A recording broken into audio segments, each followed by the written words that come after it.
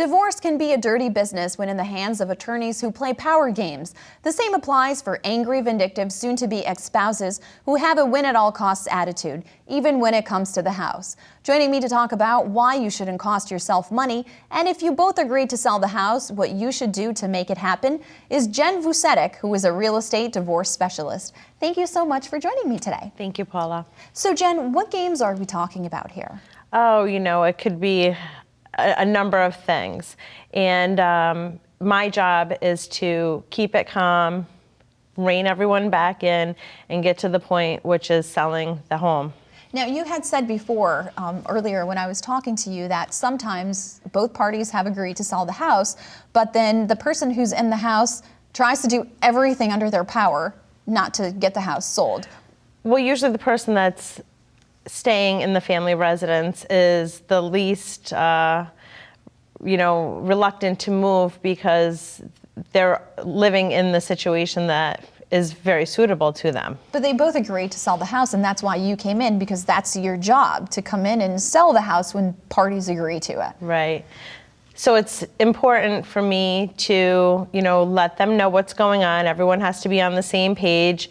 And, every now and then we deal with a little adversity, and, it's important for the attorneys to be on the same page as well. And you also work with a divorce resource. Yes, I do. And that's where you have the person work with either the attorney, financial advisor, and then they come to you and, okay, now we're going to sell the house. Right.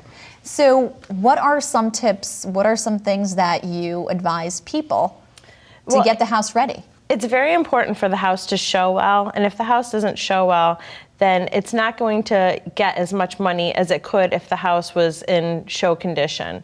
And the better the house shows, the more money that they're going to get. So it's not good to play games because No. you're just losing money. Yeah. It's actually worse for you because you could have some more and now you have less. Right. So what are the main things that people should be aware of? If you go through the house, should people paint? Like, what are the scenarios that you encounter usually? Well, when they first drive up to the house, it's important for it to look good from the curb. And, it's simple things like making sure that the garbage cans aren't, out by the road, that they're put away.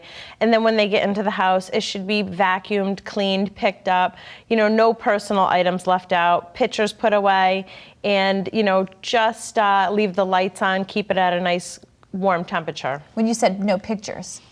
A lot of times people get into a house and they start looking at the pictures, seeing if they know who the people are selling, or they just get distracted by their personal objects, and then they're not really looking at the house. And is it true, now that you mentioned, the pictures, that usually, and correct me if I'm wrong, if maybe that's also a reason why you shouldn't have the pictures, because then people know, oh, they're desperate to sell the house, so let's offer less. Right. Does that happen? Well, people will smell a situation and then try to take advantage of it. So it's just very important to give the house the appearance that, you are trying to sell it.